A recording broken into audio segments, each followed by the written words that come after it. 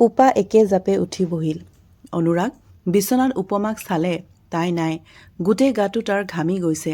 চকুত তাৰ সঁচাই চকুৰ পানী। দীঘল দীঘলকৈ সি উশাহ ল'ব ধৰিলে। উফ, ইমান ভয়ংকৰ সপোন। উঠি গৈ তাইক চাওঁ বুলি ভাবোঁতেই বাথৰুমত পানী পৰাৰ শব্দ শুনিলে। দীঘলকৈ উশাহ এটা লৈ মনটো অলপ পাতল কৰিলে। উপমা মানে বাথৰুমত আছে। কিমান ভয়ংকৰ আছিল সেই সপোনটো। যদি সেয়া সপোন নহয় বাস্তৱত হ'ল হয়। নাই নাই, তেনেকুৱা কিবা হোৱাৰ আগতেই যিকোনো উপায়ে ভনিতাৰ ওপৰত প্ৰমাণ গোটাব লাগিব। কথাবোৰ ভাবি ভাবি সি বিচনাৰ পৰা উঠি আহিল। আৰম্ভ হ'ল এটা নতুন দিনৰ। ৰাতিপুৱাৰ পৰা এটা ব্যস্ততা ভৰা দিনৰ আৰম্ভণি। অনুৰাগ আৰু ভনিতা দুয়োকে অফিচ পঠাই উপমাই নিজৰ কামত লাগি গ'ল। মনতে ভাবিব ধৰিলে, কেনেকৈ এজনী ছোৱালীয়ে ইমান এটা ভয়ংকৰ কাম কৰিব পাৰে। তাই ভনিতাৰ ৰুমৰ সকলোবোৰ বস্তু চালে, কিন্তু আপত্তিজনক একোৱেই নাপালে সিহঁতে। মনে মনে কেমেৰা ফিট কৰি তাই ওলাই আহিল ৰুমৰ পৰা। এতিয়া অপেক্ষা। ভনিতাৰ ৰুমত অহা দিনটো উগুল থুগুলকৈ পাৰ কৰিলে তাই। সময়বোৰ যেন নাযায় নোপোৱাই। ধৰণীৰ বুকুত তেতিয়া সন্ধিয়া নামি আহিছিল আৰু উপমাৰ অপেক্ষা অন্ত পেলাই অনুৰাগ আৰু ভনিতাই আহি পাইছিল আৰু চকুৰে উপমাই তাইলৈ লক্ষ্য ৰাখিছিল। তাই আহিয়ে নিজৰ ৰুমত গৈছিল। এটা এটা ক্ষণ যেন উপমাৰ কাৰণে বহুত কষ্টকৰ হৈছিল। তাই পাৰিলে যেন এতিয়াই তাইক টানি লৈ আহি সুধিব, ৰেখাক কয় মাৰিলি তাই। ৰাতিৰ ভাত পানী খাই সকলো নিজৰ নিজৰ ৰুমত গৈ শুই পৰিল। অলপ সময়ৰ কাৰণেও শান্তি পোৱা নাই উপমাই। কি কৰোঁ কি নকৰোঁ একো ভাবি পোৱা নাই তাই। একে অৱস্থা অনুৰাগৰো। দুয়ো মিলি কেনেকৈ কি কৰিব পাৰি তাকে লৈ বহুত কথা পাতিলে। দিনটোৰ অফিচৰ ব্যস্ততা ভাগৰে অনুৰাগৰ এটা সময়ত টোপনি আহি গ'ল। পিছদিনা ৰাতিপুৱা ব্ৰেকফাষ্ট ৰেডি কৰি উপমাই সকলোকে মাতিলে। মাক আৰু অনুৰাগ আহি ডাইনিঙত বহিল। আন দিনা হোৱা হ'লে ভনিতা আগতে আহি ডাইনিং টেবুলত বহিলে হৈ আজি কি হ'ল তাইৰ ইমান দেৰি অহা নাই যে। মাকে ক'লে, মাজনী ভনিতাৰ কি হ'ল ইমান দেৰি, আজি উঠাই নাই নেকি? যোৱাচোন মাত দিয়াগৈ। কয় বা ৰাতি চাগে আৰু কাক কেনেকৈ চল্ভ কৰিব পাৰি তাকে ভাবি টোপনি অহা নাছিল, সেইকাৰণে ইমান দেৰিকৈ সাৰ পোৱা নাই। পিছৰ কথাকেইটা মুখৰ ভিতৰতে ভুৰভুৰাই উপমাই তাইৰ ৰুমলৈ গ'ল। দেখিলে তাই শুয়েই আছে। মাতিব অলপো মন নাছিল যদিও মাকে মাতিব কোৱা কাৰণেহে তাই ভনিতাক মাত লগালে। ভনিতা উঠা। ভনিতা মৰিলে নেকি? তাই মুখৰ ভিতৰতে ক'লে। অলপ কাষ চাপি আহি তাই তাইৰ গাত ধৰি হেঁচুকি দিলে। ভনিতা ভনিতা নাই, মোক নামাৰিবা। মই একো কৰা নাই। প্লিজ প্লিজ মোক নামাৰিবা। জোৰে চিঞৰি উঠিল ভনিতা। তাইৰ চিঞৰ শুনি অনুৰাগ আৰু মাকেও তাইৰ ৰুমলৈ আহিল। এয়া চোৱা, মোৰ গলত ছুৰীৰ আঘাতৰ চিন, আৰু যদি মই আজি ইয়াৰ পৰা গুচি নাযাওঁ তেতিয়াহ'লে মোক সঁচাই মাৰি পেলাব। মোক বচোৱা অনুৰাগ। চুপ থাকা, বন্ধ কৰা তোমাৰ নাটক। বহুত হ'ল আৰু। সঁচা কথা এইটোৱেই যে তুমিয়ে ৰেখাৰ হত্যাকাৰী। তুমি মাৰিছা ৰেখাক আৰু নিজকে বচাবৰ কাৰণে এইবোৰ নাটক আৰম্ভ কৰিছা। দেখিছা দেখিছা অনুৰাগ, কেনেকৈ মোক তোমালোকৰ আগতে হত্যাকাৰী বুলি কৈছে। অনুৰাগ, সত্যটো কি তুমিও জানা, এইবোৰ চব তাইৰেই নাটক আৰু মই তাইক কেতিয়াও মাৰিব বিচৰা নাই। মোক বিশ্বাস কৰা অনুৰাগ। তুমি ভবা নেকি মই কোনোবাক মৰাৰ দৰে ইমান এটা ডাঙৰ কাম কৰিব পাৰিম? মই মিছা কোৱা নাই অনুৰাগ।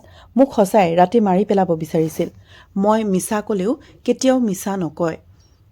মই মোৰ মা দেউতাৰ শপত অনুৰাগ, মই মিছা কোৱা নাই। মনে মনে থাকা, দুয়োৱে সঁচা মিছাৰ প্ৰমাণ এতিয়াই হৈ যাব। অনুৰাগে ৰুমত গৈ লেপটপটো লৈ আহিলে আৰু ভনিতাৰ ৰুমত থকা কেমেৰাটোৰ ভিডিঅ' ফুটেজ সকলোৰে আগত দেখুৱাই দিলে। সঁচাই ভনিতাই কোৱা কথা মিছা নহয়। উপমা মাজৰাতি উঠি আহিছিল ভনিতাৰ ৰুমত। হাতত তাইৰ এখন ছুৰী। কোনোবা অহা উমান পাই চিঞৰি উঠিছিল ভনিতা। তাইৰ মুখত সোপা দি ধৰি কৈ উঠিছিল উপমাই, ৰেখাক তই কিয় মাৰিলি ক? কোন ৰেখা উপমা? জানিও নজনা ভাও নুজুৰিবি। ভালে ভালে কত ৰেখাক কিয় মাৰিলি?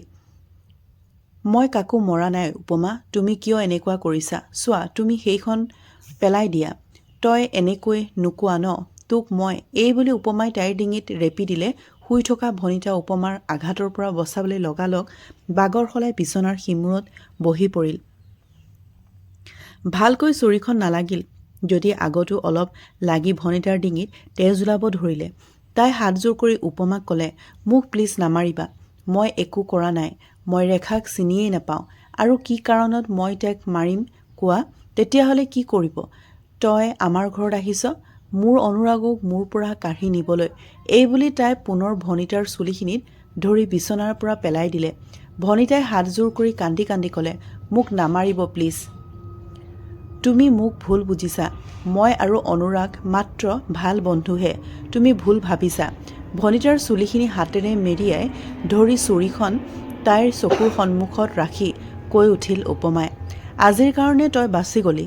আৰু যদি এইখন ঘৰত আজিৰ পিছত থাক তেতিয়াহ'লে সেই দিনটোৱে তোৰ জীৱনৰ শেষ দিন হ'ব। আৰু যদি কিবা কাৰণত এইবোৰ কথা অনুৰাগে জানিবৰ হয় তোক মই লগালগ তাতে মাৰি পেলাম। মই কাকো একো নকওঁ। ৰাতিপুৱাই মই ইয়াৰ পৰা গুচি যাম আৰু কোনোদিন তোমালোকৰ ঘৰত ভৰি নিদিওঁ। গতিয়াই দিয়াৰ দৰে ভনিতাৰ মূৰটো ঠেলি দি চুৰিখন হাতত লৈ উপমা ৰুমটোৰ পৰা ইমান সময়ে চিনেমা চোৱাৰ দৰে ভিডিঅ'টো চাই সকলোৰে চকু কপালত উঠিল। উপমাৰ এনেকুৱা এটা ৰূপো যে থাকিব পাৰে মা বা অনুৰাগে কেতিয়াও কল্পনাই কৰা নাছিল। অনুৰাগৰ মনত পৰিল সি উঠি আহোঁতে সিহঁতৰ ৰুমৰ টেবুলত চুৰিখন দেখিছিল। কিন্তু সি বেছি একো নাভাবিলে। তাৰ মানে উপমাই সঁচাই ভনিতাক মাৰিব বিচাৰিছিল। উপমাৰ ফালে অপৰাধীৰ দৃষ্টিৰে চালে সি। এইবোৰ দেখি চিঞৰি উঠিল উপমা, এইবোৰ চব মিছা এইবোৰ তাইৰ নতুন চাল। কি কৰিছ তই এইবোৰ হা? সঁচাকৈ এইবাৰ উপমা ভনিতাক খেদি গ'ল।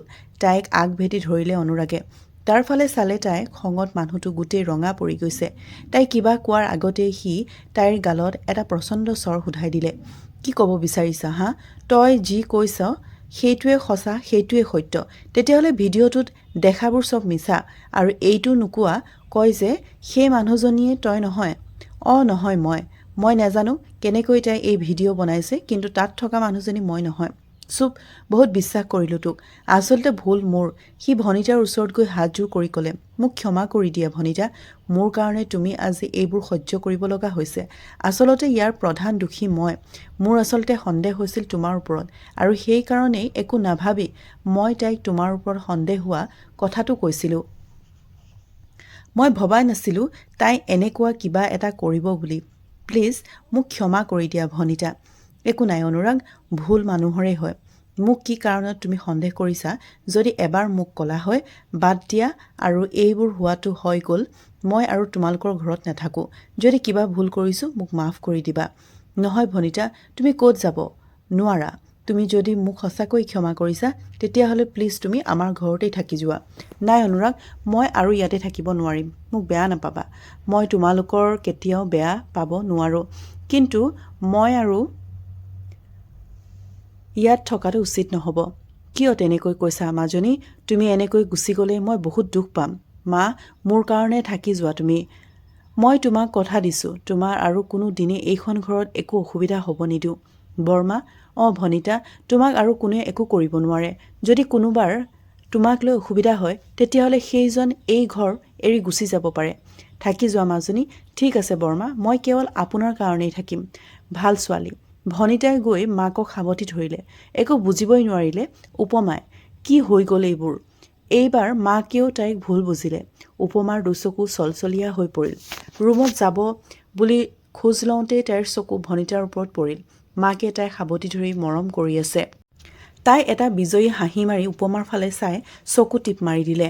উপমাই আৰু এইবোৰ চাই থাকিব নোৱাৰিলে। চকুৰ পানী মুচি লৈ তাই নিজৰ ৰুমত সোমাই গ'ল। গাৰুটোত মুখ গুজি তাই উচুপি উঠিল। হে ভগৱান, আৰু কিমান কষ্ট দিয়া মোক। সকলোৱে মোক ভুল বুজিলে। মই কেনেকৈ নিজকে নিৰ্দোষী বুলি প্ৰমাণ কৰোঁ? কোনে শুনিব মোৰ কথা? কথাবোৰ ভাবি ভাবি কান্দি কান্দি তাই দুৰ্বল হৈ পৰিল। মনত পৰিল তাই যেতিয়া ভাগি পৰে, নিজকে অকলশৰীয়া অনুভৱ কৰে, তেতিয়াই তাইৰ পূজনীয় গণেশৰ মূৰ্তিটোৰ লগত অকলে কথা পাতে। আৰু আচৰিত ধৰণে তাই কিবা নহয় কিবা সমাধান পায়। আৰু সেইকাৰণে সদায় তাই গণেশৰ মূৰ্তিটো লগত ৰাখে। আজিও তাই ভাগি পৰিছে আৰু মূৰ্তিটো উলিয়াই লৈ অকলে কৈ গৈছে, কি ভুলৰ ইমান শাস্তি দিয়া প্ৰভু। ভাবিছিলোঁ সকলো ঠিক হৈ যাব, কিন্তু আজি এয়া কি কৰিলা তুমি? কেনেকৈ মই নিৰ্দোষিতাৰ প্ৰমাণ কৰোঁ? সকলোৱে মোক ভুল বুজিলে। মই কি কৰোঁ প্ৰভু? কাক ক'ম মোৰ মনৰ কথা? কোনে শুনিব? কোনে বুজিব মোক? কিয় মোক ইমান অকলশৰীয়া কৰিলা তুমি? কিয় প্ৰভু কিয়? হুকহুকাই কান্দি উঠিল উপমা। ঘৰখনত থাকিব যেন উপমাৰ কাৰণেই যন্ত্ৰণাদায়ক হৈ পৰিছিল। আজিকালি মাকেও তাইক ভালকৈ নামাতে। তাইৰ লগত কথা বতৰা কমাই দিছে। কেৱল এটা যন্ত্ৰৰ দৰে তাইৰ মাথো সকলোৰে প্ৰয়োজনীয়খিনি পূৰণ কৰি গৈছে। নাই, এনেকৈ হ'লে আৰু নহ'ব। তাই কিবা এটা কৰিবই লাগিব। কিন্তু কি কৰিব, তাই কেনেকৈ কৰিব? অনুৰাগে ভনিতাৰ বিষয়ে এটা শব্দও শুনিব নিবিচাৰে। দিনবোৰ গৈয়ে থাকিল আৰু দিনক দিনে ভনিতাৰ চলনাৰ জালত সোমাই পৰিল অনুৰাগ। চব কথাতে আজিকালি ভনিতাক নুসুধাকৈ একোৱে নকৰে। প্ৰতিটো দিনেও উপমাৰ যন্ত্ৰণাদায়ক হৈ পৰিছিল। সেইদিনা ৰবিবাৰ আছিল। অনুৰাগ আৰু ভনিতাই ক'ৰবাত ফুৰিব যোৱাৰ প্লেনিং কৰি আছিল। এনেতে হঠাৎ বাথৰুমৰ পৰা মাকৰ চিঞৰ শুনা গ'ল। মা, কি হ'ল মাৰ? মাকৰ চিঞৰ শুনি উপমা দৌৰ মাৰিলে বাথৰুমৰ ফালে। দেখিলে মাক পৰি আছে। মা, কেনেকৈ পৰিলে? হে ভগৱান, উঠকচোন। মোৰ ভৰিখন ভাগিল কিজানি। মা, ধৰকচোন মোক। উঠিব খুজিও পৰা নাই। তেওঁ উঠিব। উপমায়ো ধৰি উঠাব নোৱাৰি অনুৰাগক চিঞৰি মাতিলে। অনুৰাগ, শুনাচোন, সোনকালে এইফালে আহা। তাইৰ মাত শুনিও সি গুৰুত্বই নিদিলে। ইফালে মাকক উঠাব নোৱাৰি তাই পুনৰ তাক চিঞৰিলে। মূৰ তুলি তাই ভনিতাৰ ফালে চালে। এনেকুৱা লাগিল যেন এটা প্ৰচণ্ড চৰ বহুৱাই দিব তাইৰ গালত। উপমাই তাইৰ ফালে চোৱা দেখি তাই পুনৰ হাঁহি ক'ব ধৰিলে। জানিব নিবিচাৰা নেকি ঠাইখিনি ক'ত? এনেই দুখত আছে, তাতে আৰু তাইৰ এইবোৰ কথাই উপমাৰ মূৰটো গৰম কৰি আনিলে। তাইৰ লগত এইটো সময়ত তৰ্ক কৰিব তাইৰ একেবাৰে মুড নাই। গতিকে তাই তাৰ পৰা আহিব ল'লে। পিছফালৰ পৰা ভনিতাই মাত লগালে। ফুটপাত। তাইৰ কথা শুনি উপমা ৰৈ দিলে। তাই পুনৰ কাষ চাপি আহি ক'লে, তোমাৰ থাকিবৰ কাৰণে ফুটপাততকৈ উপযুক্ত ঠাই আৰু ক'তো নাই। চোৱা অনুৰাগে তোমাক আৰু বেছিদিন নাৰাখে। এফালে তোমাৰ মা দেউতাই তোমাক একেবাৰে দেখিব নোৱাৰে, তেতিয়াহ'লে তুমি থাকিবা ক'ত? সেইকাৰণে কৈছোঁ, অনুৰাগে গতিয়াই বাহিৰ কৰি দিয়াৰ আগতে তুমি গৈ ফুটপাতৰ নিজৰ ঠাই বনাই লোৱা। খোৱাৰ কাৰণে চিন্তা কৰিব নালাগে। আজিকালি ফুটপাতৰ মানুহকো বহুতে ভাল খুৱাই দিয়ে। তুমি একদম চিন্তা কৰিব নালাগে, বুজিছা? চকুলো বৈ আহিল উপমাৰ দুগালেদি। হাঁহি ভনিতা তাৰ পৰা গুচি আহিল। মনৰ মাজতে উপমাই ভগৱানক ক'লে, আৰু কিমান দিন প্ৰভু? কিমান আৰু কষ্ট দিবা? লাহে লাহে তাই ভিতৰলৈ সোমাই আহিল। পাকঘৰৰ বাকী থকা কামখিনি কৰি লৈ তাই ওলাই। মনৰ ভিতৰত কেৱল এটাই চিন্তা, তাইৰ কেনেকৈ ভনিতাৰ সঁচা ৰূপটো সকলোৰে আগত দাঙি ধৰিব পাৰি। কোনে সহায় কৰিব তাইক? চিন্তা কৰি কৰি তাই পাকঘৰৰ পৰা ওলাই আহি দেখিলে ভনিতাই কোনোবাৰ লগত হাঁহি কথা পাতি আছে। হঠাতে তাইৰ মূৰত এটা বুদ্ধি খেলিলে। তাই লাহে লাহে ভনিতাৰ কাষ পালে। ভনিতাৰ পূৰা ব্যস্ত কথা পতাত। উপমাক দেখি তাই হাঁহি ক'ব ধৰিলে, শুনাচোন, এই তোমালোকৰ ঘৰত কাম কৰা মানুহ লাগিব নেকি? হা, পইচা দিব নালাগে, কেৱল খোৱা আৰু থাকিব দিলেই হ'ল। চিন্তা নকৰিবা, চব কামেই জানে। আৰু যদি কোনোবাক ৰাতিৰ কাৰণেও দৰকাৰ হয়, তাৰ বাবেও একদম পাৰফেক্ট আছে। উপমাৰ আৰু শুনি থাকিব ধৈৰ্যই নহ'ল। তাইৰ হাতৰ পৰা মোবাইলটো কাঢ়ি লৈ আহি মজিয়াত দলিয়াই দিলে তাই। বহি থকা ভনিতাই তাইৰ ফালে এক আচৰিত দৃষ্টিৰে চাই থিয় দিলে। তাই ভবাই নাছিলে উপমাই যে এনেকুৱা কিবা এটা কৰিব পাৰিব। তাইৰ ফালে চাই খঙেৰে কৈ উঠিল, উপমাই কি বুলি ভাবিছে নিজকে? মনে মনে আছোঁ কাৰণেই যি মন যায় তাকেই শুনাই যাবি, আৰু মই মনে মনে শুনি যাম। এটা কথা মনত ৰাখিবা, তুমি মোৰ ঘৰৰ আছা। উপমাৰ মুখৰ ফালে চাই খং উঠাৰ সলনি ভনিতাই হাঁহিবহে ধৰিলে। আচৰিত হৈ তাইৰ মুখৰ ফালে চাই ৰ'ল উপমাই। হাঁহি হাঁহিয়ে তাই ক'লে, তোমাৰ ঘৰ? হাঁহি উঠা কথা কিয় কোৱা? ইমান বেয়া ব্যৱহাৰতো ঘৰৰ কাম কৰা মানুহকো নকৰে যিমান তোমাৰ এইখন ঘৰত কৰে। তাৰ পিছতো তুমি কিহৰ ভিত্তিত কৈছা এইখন তোমাৰ ঘৰ বুলি? মোক মোৰ ঘৰৰ মানুহে বেয়া পায় ভাল পায় সেইটোক লৈ তুমি মোৰ ঘুমোৱাৰ দৰকাৰ নাই। নিজক লৈ ভাবা, আৰু বেছিদিন তোমাৰ এই নাটক নচলিব। সকলোৰে সন্মুখত তোমাৰ সঁচা ৰূপ এদিন নহয় এদিন ধৰা পৰিবই। কোনে ধৰা পেলাব মোক তুমি? কিমান দিন থাকিবা আৰু এইখন ঘৰত? মোৰ সঁচা ৰূপ সকলোৰে আগত আনিবলৈ তাৰ আগতে অনুৰাগে নিজে তোমাক এইখিনি ঘৰৰ পৰা গতিয়াই বাহিৰ কৰি দিব, আৰু তাৰ পিছত এই সকলোবোৰ মোৰ আৰু মোৰ অনুৰাগৰ মাজত কোনো বাধা নাথাকিব। চুপ কৰা, বহুত উৰিছা তুমি। আৰু কি মোৰ অনুৰাগ লগাই ৰাখিছা। অনুৰাগৰ অৰ্ধাংগিনী কেৱল মই, আৰু মই যেতিয়ালৈকে নিবিচাৰোঁ তেতিয়ালৈকে অনুৰাগে মোক এৰিব নোৱাৰে। সেইদিনাৰ পৰা ভিডিঅ'টোৰ কথা চাগে পাহৰিয়ে গ'লা। এনেকুৱা এখন জালত সোমাই দিম যে তুমি নিবিচাৰিলেও অনুৰাগে তোমাৰ এৰি দিব পাৰিব। মানে সেই সকলোবোৰ তোমাৰেই নাটক আছিল। হা হা হা, মই ভাবিছিলোঁ তুমি বহুত স্মাৰ্ট হয়, কিন্তু তুমিতো একেবাৰে বুদ্ধু হয়। তুমি বিচাৰিছা কি হা? কি লাগে তোমাক? কিহৰ বাবে এইবোৰ কৰি আছা? অনুৰাগ, কি জানিব বিচাৰিছা মই এইবোৰ কিয় কৰি আছোঁ? কি বিচাৰিছোঁ মন দি শুনা তেতিয়াহ'লে। মোক অনুৰাগক লাগে নিজৰ কৰি, আৰু তাৰ বাবে মই যিকোনো কামেই কৰিব পাৰোঁ। আৰু এটা কথা কওঁ, আচলতে তোমাৰ সন্দেহ সঁচা। মই ৰেখাক হত্যা কৰিছোঁ। কি? চকু ডাঙৰ হৈ পৰিল। উপমাৰ গোটেই দেহটো কঁপি উঠিল। তাইক এনেকৈ দেখি ভনিতাই পুনৰ ক'লে, কি চাই আছা? এনেকৈ আচৰিত হৈছা নে? মনৰ মাজতে চাগে বহুত প্ৰশ্ন। কেনেকৈ কৰিলে, কি কৰিলে, কাৰ লগত কৰিলে, এইবোৰনো বাৰু এতিয়া তোমাক কথাবোৰ মই সহজ কৰি দিওঁ। আচলতে অনুৰাগক মই সৰুৰে পৰাই ভাল পাই আহিছিলোঁ, কিন্তু সি মোক কোনো দিনেই বুজি নাপালে। ভাবিছিলোঁ মই নিজেই তাক ভাল পোৱাৰ প্ৰস্তাৱ দিম, কিন্তু সেই সময়তে ধুমকেতুৰ দৰে অনুৰাগ আৰু মোৰ মাজত আহিল ৰেখা, যাৰ কাৰণে মই মোৰ মনৰ কথাবোৰ কোনোদিনে অনুৰাগক ক'ব নোৱাৰিলোঁ। দিনে দিনে অনুৰাগ মোৰ পৰা বহুত দূৰত গুচি গ'ল, যিটো মই কেতিয়াও সহ্য কৰিব পৰা নাছিলোঁ, আৰু তাৰ বাবে উৎপলক মই মোৰ কামৰ বাবে কিনি লৈছিলোঁ। সকলো মই ভবা ধৰণেই হৈ গ'ল। ৰেখা আঁতৰি আহিল অনুৰাগৰ জীৱনত পৰা, আৰু মই বহুত আশা সপোন হেঁপাহ লৈ কলিকতাৰ পৰা একেবাৰে গুচি আহিলোঁ গুৱাহাটীলৈ। তাৰ পিছত গম পালোঁ অনুৰাগৰ বিয়াটোৰ লগত। মই পাগল হৈ গৈছিলোঁ। মই ইমান কষ্ট কৰাৰ ফল মই এতিয়া হেৰুৱাব নিবিচাৰোঁ। ইমানবোৰ কৰাৰ পিছত মই কেনেকৈ অনুৰাগক দূৰ হ'ব দিওঁ ক? আৰু তাৰ বাবে ৰেখাক মই হোটেলৰ ওপৰলৈ মাতি লৈ গৈ তাৰ পৰা পেলাই দিলোঁ। হা?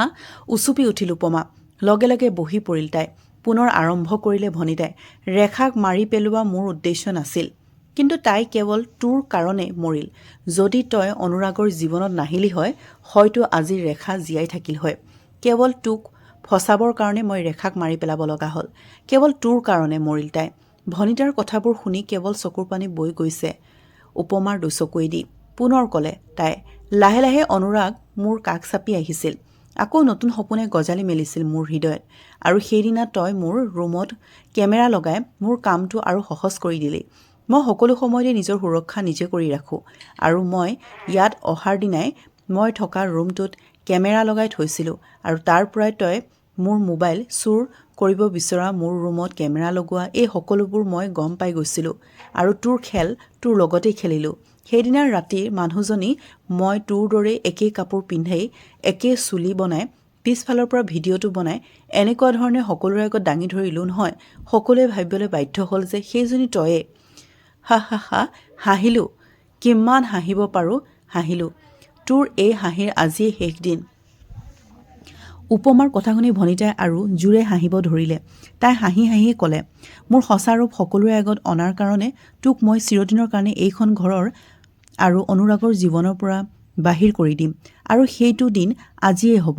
উপমাই কিবা কোৱাৰ আগতে ভনিতাই নিজৰ নখেৰে নিজৰ গাতেই আঁচুৰি ল'ব ধৰিলে। মুখ মেলি চাই ৰ'ল উপমাই। তাই দেখিলে ভনিতাই গোটেই বস্তু এফালৰ পৰা পেলাই গৈছে। তাই নিজেই নিজৰ চুলিবোৰ আউলি বাউলি কৰি লৈছে। চুৰি এখন আনি তাই নিজৰ হাত আৰু ডিঙিত অলপ অলপ কাটি লৈ তেজ উলিয়াই দিব ধৰিলে। উপমাই একো টুলকিবেই নাপালে। হঠাতে তাইৰ কাষত আহি ভনিতাই ক'ব ধৰিলে, মোক এনেকুৱা নকৰিবা প্লিজ, প্লিজ মোক এৰি দিয়া। কিয় মাৰি পেলাব বিচাৰিছা মোক তুমি হা? এইবোৰ মই অনুৰাগক ভিডিঅ' কল কৰিম, তাৰ আগত ইমানেই ভয় খাই দেখুৱাম যে সি মোৰ কাষলৈ দৌৰি আহিব, আৰু সি আহিলে মই দৌৰি গৈ তাৰ বুকুৰ মাজত সোমাম। আহ, কিমান যে ভাল লাগিব। আৰু তাৰ পিছত সদায় কাৰণে তোক অনুৰাগে এইখন ঘৰৰ পৰাই গতিয়াই বাহিৰ কৰি দিব। কেনেকুৱা লাগিলে মোৰ প্লেনিংটো হা? মোৰ আচলতে আজি তোৰ ওপৰত ঘৃণা লাগিছে। নাৰী জাতিৰ নামত কলংক তই। তোক জন্ম দিয়া মা দেউতাৰ বংশৰ কলংক তই। এই চুপ, বেছি মুখ চলিছে তোৰ। পুতৌ উপজিছে তোৰ ওপৰত। ইমানবোৰ কৰিও তই কোনো দিনে অনুৰাগক নাপাবি। তোৰ ইমান কষ্ট এনেই অথলেই গ'ল। তোৰ গাৰ তেজবোৰ আজি এনেই বোৱালি।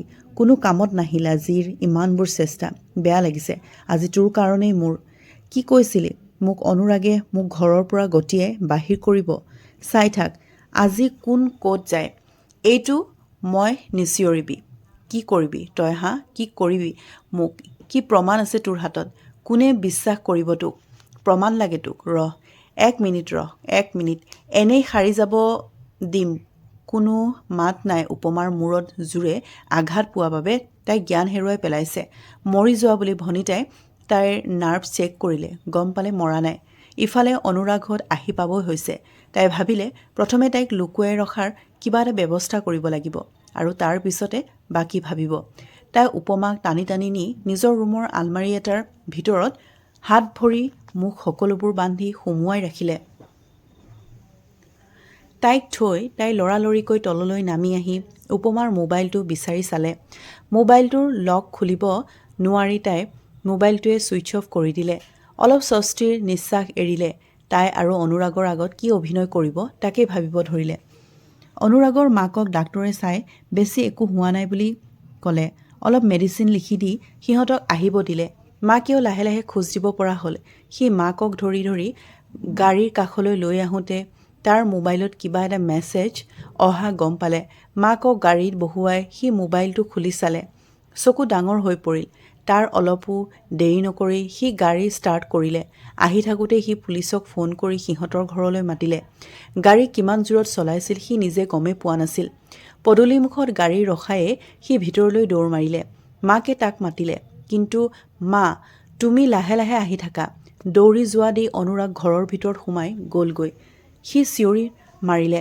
মাকে তাইৰ কাষত আহি গাৰ জোৰে এটা চৰ সোধাই দিলে অনুৰাগ পুনৰ তাইৰ কাষত গৈ সুধিলে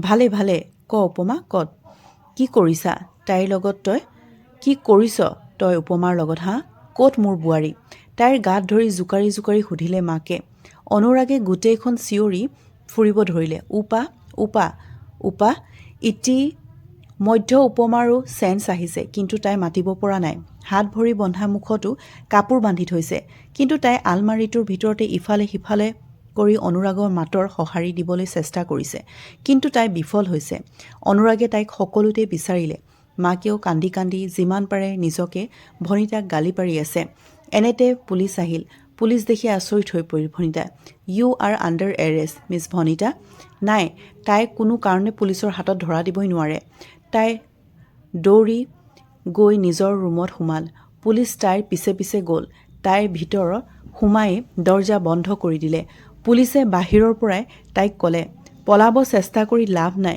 মিছ ভনিতা ভালে দৰ্জা খুলি দিয়ক তাইৰ কোনো উত্তৰ নাই ভিতৰত কিহবাৰ শব্দ পাই পুলিচে দৰ্জাত আৰু জোৰে ঢকিয়াব ধৰিলে উপায় নাপাই দৰ্জাখন ভাঙিব বাধ্য হ'ল পুলিচে দৰ্জা ভাঙি ভিতৰলৈ চাই দেখিলে ভনিতাৰ কান্ধত এটা বেগ আৰু হাতত চুৰি এখন লৈ তাই উপমাৰ গলত ধৰি আছে বেচেৰি উপমাজনীৰ মুখখন আৰু হাত বন্ধা আছে কিবা ক'ব খুজিও তাই নাই পৰা পুলিচ সোমাই যোৱা দেখি ভনিতাই চিঞৰি উঠিল আৰু এখোজো আগবাঢ়িব নাহিব নহ'লে মই এইক ইয়াতে শেষ কৰি দিম ভনিতা উপমাক এৰি দি তাইৰ কিবা হ'লে তোৰ অৱস্থা মই কি কৰি তই ভাবিও নাপাবি অনুৰাগ তুমি বহুত ডাঙৰ ভুল কৰিলা পুলিচ এখোজ দুখোজকৈ আগুৱাই যোৱা দেখি ভনিতাই আৰু জোৰে উপমাক ধৰি ল'লে তাই লাহে লাহে ৰুমটোৰ পৰা ওলাই আহিব ধৰিলে কি ভাবিছিলা অনুৰাগ তুমি মোক পুলিচৰ হাতত গোটেই দিব পাৰিবা আৰু এইক মই প্লিজ ভনিতা মই তোমাৰ ওচৰত হাতজোৰ কৰিছোঁ উপমাক এৰি দিয়া বহি পৰিল অনুৰাগ কান্দি উঠিল সি উপমাই কেৱল মূৰত জোকাৰিছে একো ক'ব পৰা নাই তাইৰ দুচকুৱে দি ধাৰাসাৰে চকুৰ পানী বৈছে উপমাৰ গালত চুৰি ৰাখি এই ভনিতা নামি আহিল তললৈ অনুৰাগে দেখিলে আধা ভগা কাঁচৰ টুকুৰা এটা পৰি আছে সি লাহে লাহে সেইটোৰ কাষলৈ গৈ ভনিতাৰ ওচৰত আৰু হাতজোৰ কৰি বহি পৰিল হাঁহিছে ভনিতাই তাই যেন জিকি গৈছে তাই পিছুৱাই গৈ থাকিল এনেতে অনুৰাগে সেই কাঁচৰ টুকুৰাটোলৈ জোৰে তাইৰ ভৰিলৈ লক্ষ্য কৰি মাৰি পঠালে তলকিবই নোৱাৰিলে ভনিতাই তাইৰ হাতৰ পৰা চুৰিখন পৰি যায় তাই নিজেও বাগৰি পৰিল দৌৰি গ'ল অনুৰাগ উপমাৰ কাষলৈ তাইৰ হাত মুখ খুলি দি তাইক সাৱটি ধৰিলে পুলিচে আহি ভনিতাক ধৰি ল'লে তাই চিঞৰি উঠিল তুমি এইটো ভাল কাম নকৰিলা অনুৰাগ ইয়াৰ পৰিণাম বহুত বেয়াকৈ ভুগিব লাগিব তুমি চাই থাকা, মই আকৌ আহিম। ছাৰ, লৈ যাওক এইজনীক মোৰ চকুৰ আগৰ পৰা। ৰ'ব, উপমাই মাত দিলে। তাই লাহে লাহে ভনিতাৰ কাষলৈ গ'ল। প্ৰচণ্ড জোৰে তাইৰ গালত এটা চৰ সোধাই তাই ক'লে, এইটো ৰেখা আৰু অনুৰাগক ষড়যন্ত্ৰ কৰি বেলেগ কৰাৰ বাবে। পুনৰ এটা চৰ মাৰি এইটো মোৰ ৰেখাক হত্যা কৰাৰ বাবে। পুনৰ এটা চৰ মাৰি এইটো অনুৰাগৰ দৰে সহজ সৰল মানুহ এজনৰ লগত বন্ধুত্বৰ নামত বিশ্বাসঘাতক কৰাৰ বাবে। আকৌ এটা চৰ মাৰি এইটো মোৰ জীৱনটো ধ্বংস কৰিব বিচৰাৰ বাবে। কান্দি উঠিল উপমা। অনুৰাগে আহি তাইক সাৱটি ধৰি সান্তনা দিলে। পুলিচে ভনিতাক লৈ গ'ল। হাতযোৰ কৰি মাকে তাইক ক্ষমা খুজিলে। মোক ক্ষমা কৰি দিয়া মাজনী। মই তোমাক বিনা কাৰণত সন্দেহ কৰি ইমানখিনি কষ্ট দিলোঁ। তেনেকৈ নক'ব মা।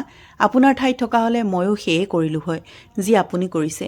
এইখন মোৰ ঘৰ। নিজৰ ঘৰখনৰ ৰক্ষাৰ কাৰণে মই মৃত্যুৰ আগমুহূৰ্তলৈকে যুঁজি যাম।